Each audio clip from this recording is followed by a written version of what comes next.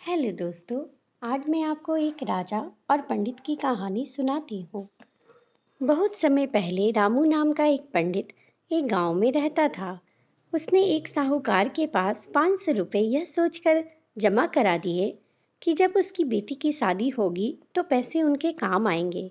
देखते ही देखते समय निकलता गया और बेटी शादी योग्य हो गई। उन्होंने अपनी बेटी के लिए एक योग्य वर पसंद किया और साहूकार के पास पैसे लेने पहुंचा।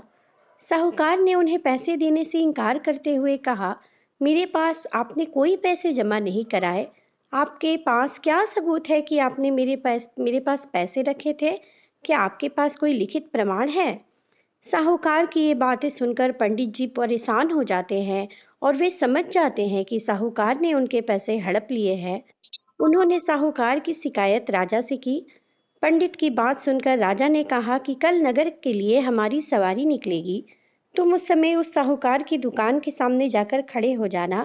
राजा की बात सुनकर पंडित जी घर चले गए। अगले दिन राजा की सवारी निकली।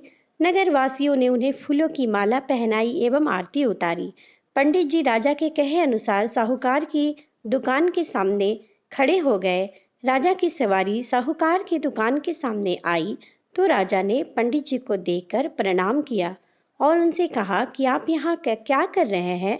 आप हमारे गुरु हैं, आप हमारे साथ बग्घी में चलिए। पंडित के बग्घी में बैठने के बाद साहूकार ने राजा की पूजा एवं आरती की। उसके बाद राजा की बग्घी आगे बढ़ गई।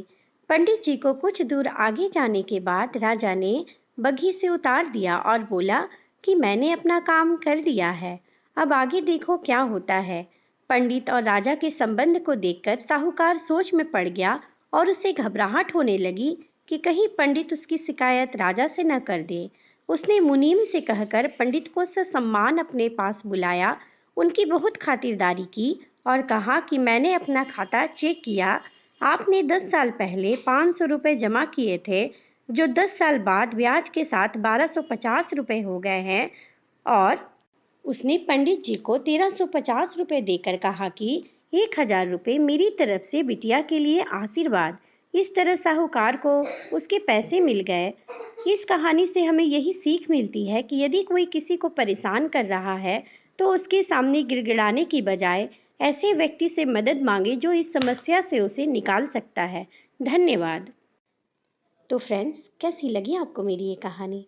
अगर आपको मेरी ये कहानी पसंद आई है तो प्लीज़ चैनल को लाइक करें, शेयर करें और सब्सक्राइब करें। Thank you friends.